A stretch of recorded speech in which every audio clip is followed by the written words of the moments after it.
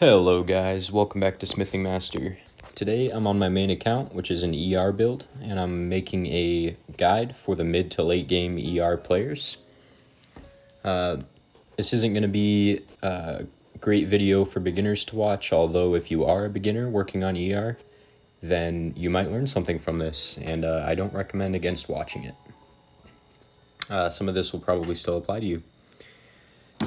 So let's get right into it. And I would like to mention, of course, some of this may be obvious to you, but I'm going to be as thorough as I possibly can. And I would also like to give a special shout out to Fade and the Anvil Masters Discord, which I'll be linking in the description if I remember to do, who makes guides for the middle to late game in most builds, or at least the most common builds. So some of the information here is going to be from my own experience, and some of it will be from Fade's ER guide on the Discord. So I definitely recommend you guys join there. We're a pretty big community. We've got a little over 100 members at the moment, I think. It's just fun, and if you have any questions or anything, everybody there is super helpful. All right, so let's talk about your equipment. Your gloves are going to be what gives you your ER stat. So these are going to be your main focus in the middle and late game. Pretty straightforward there.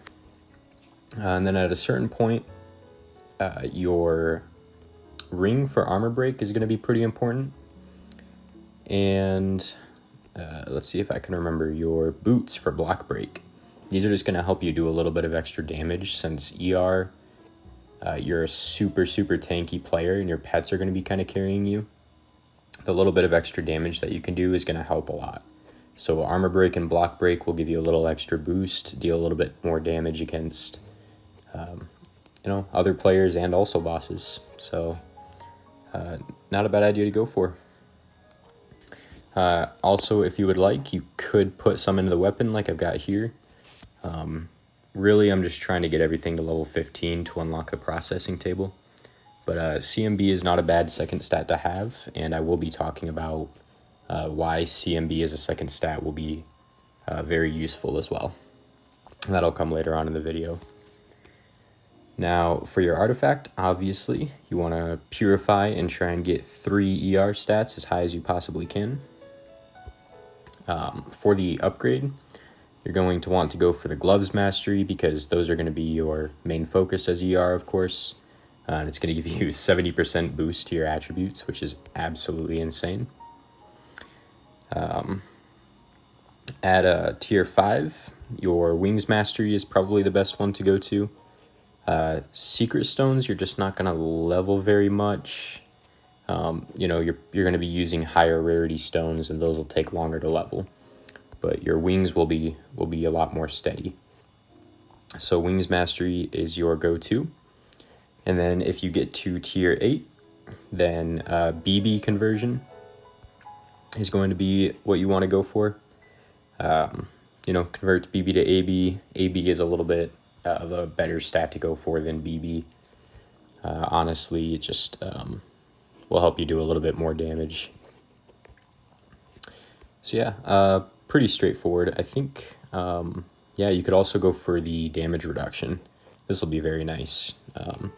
More survivability for your ER build is going to be really good. Great.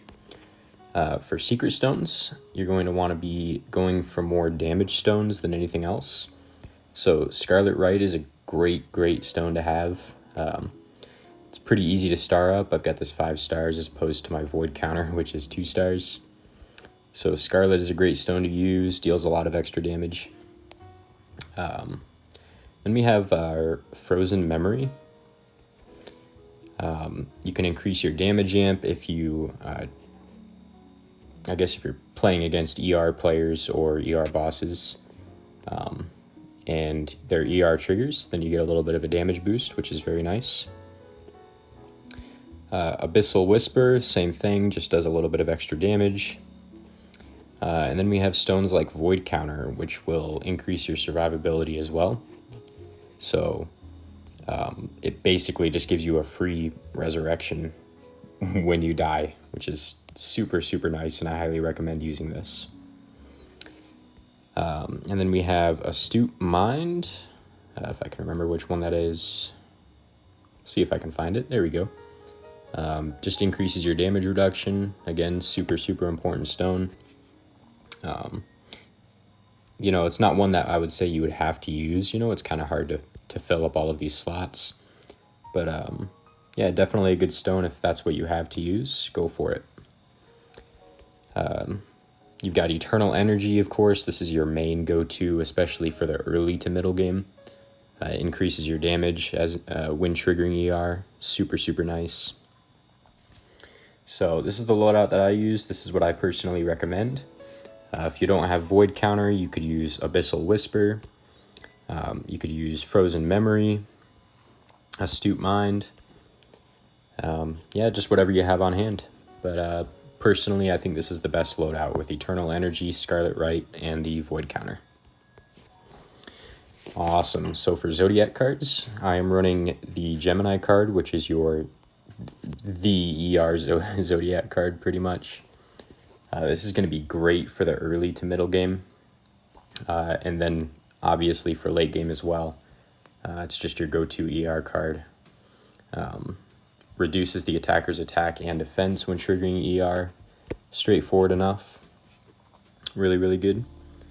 Another one would be your Aquarius. So this will help you do a lot of extra damage. So let's say maybe you're in my situation and you're running a tank with 2 attack pets. Having this extra damage boost is going to be really nice. You're not going to have a high amount of damage. I mean, I only have Comey and Flamehorn really doing damage for me. So if I could easily switch to Aquarius, I would. But there's not really any need because Gemini gets the job done. All right, so we can go ahead and talk about pets now. This is my current loadout. So I have 1 tank with my Ursine and then a Comey and a Flamehorn. Now, in my opinion, Flamehorn is probably your most important pet, unless you have just 3 SSS pets. Flamehorn is really, really solid, especially against CMB players because it damages backline. And CMB players are pretty much always in the backline, or they should be. So mid to late game, CMB players will be backline, and Flamehorn will help take them out a little bit quicker. Cool. So for SSS pets, pretty much all of them are good. I won't lie. I think for any build, SSS is just solid, Night Eclipse, Azure, even Margaret. They all do really, really good damage. And then if you do end up getting a Gecko, you definitely could go ahead and use it. I'm not 100% sure of the Gecko versus Ursine thing. I think 1-star Ursine is better than a 0-star Gecko. Don't take my word for it. But if I remember correctly, that's what I've been told. But if you can manage to get a 1-star Gecko, that's probably a little better. I think in general, he's just kind of the worst red pet you can get. But yeah, that's what I know about it. Cool. So we can go over the Trove Gallery. We'll talk about the Orb Temple first. Howling Wind is your go-to for a Nemo. Increases your damage reduction. Very straightforward. For Pyro, there's nothing ER specific. So I think Fiery Flame is your go-to. Increases your damage dealt when triggering CMB. And again, I'll talk about why CMB is important a little later on. But for now, it also is just a good stone, or a good orb, because, it's red and it increases your base stats quite a bit. So that's what I recommend. For Electro, your Lurid Firebolt is going to be really important. It increases your Spirit Pet attack and speed. When your Spirit Pets are doing most of the damage, then you're going to want to beef them up as much as you can. So Lightning Storm increases their defense, Rolling Thunder increases the resistance. You're just not going to need those quite as much as you're going to want to have the attack boost. So Lurid Thunderbolt, for sure. For Hydro Gems, according to Fade's guide, Pearly Dew is recommended. I guess he does recommend both of them, so I guess it's up to you. Maybe you don't have both of them. I personally have found that Roaring Waves is a little bit better. It gives you a chance to restore some HP. But Pearly Dew is a very good one as well, because you can increase your defense, which is very important as ER, to increase your survivability. And then last but not least, we've got Geo. Fertile Land increases your CMB res and ER res. So this is very, very solid for PvP. And you know, it's very easy. If you need to, you can swap out for one of your other orbs. So if you're stuck on a stun boss, let's say, just go ahead, equip your Breathing Wilderness, and then maybe it'll help a little bit. And the same goes for Barren Wasteland. You can switch to Crit Res, which I find is really, really powerful versus ER. And then CTA Res, of course.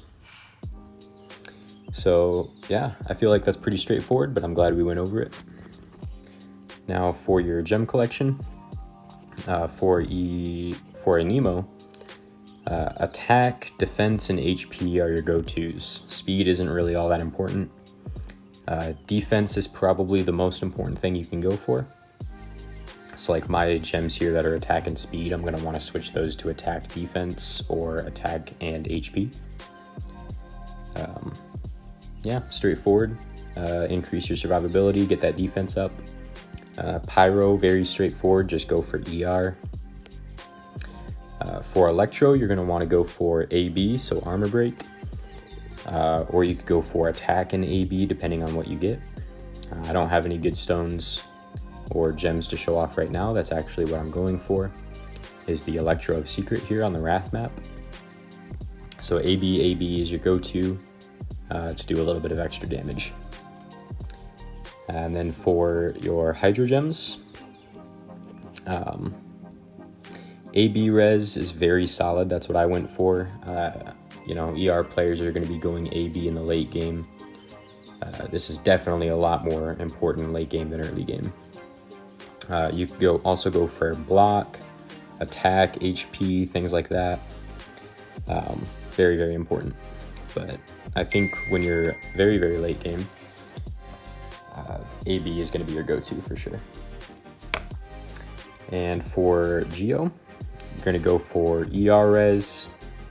That is recommended by Fade, is ER res, but I think that CMB res is probably a little bit more important. Yeah, so if you can go for CMB res, go for it. If you get ER res, go for that as well. You know, I'll swap out this Geo of Wilt for an ER res, absolutely, if I get the opportunity. But I do recommend CMB res. Cool. Now for your Anvil. Now this is something you most certainly don't have to use. And of course, I always recommend having your filter on Peerless. I know it kind of feels weird switching down to Peerless gear, but you never know. You know, you might lose 0.1% of your ER, but gain, you know, 6% CMB res or something. So that's going to be what I recommend, is setting it to Peerless. And you're going to want to go for things like ER res, CMB res, pretty straightforward there. And then you've got, you could also use your second condition and go for damage amp, damage reduction. Those are pretty good. But just in general, I recommend leaving this on any. You know, if you can swap out like a crit damage res for stun res, then you should do that. But, you know, if you've already got, you know, if you're at the point where you really feel like you need to be using the conditions, then go for it. But yeah, just general ER res, CMB res, damage reduction, damage amp. Those are your go-tos for sure. And I believe damage reduction is going to be most important in the mid to late game. And then when you're super, super late game, damage amp is actually going to be really good. You're going to have a very, very high amount of survivability with just your HP and a high percent of ER.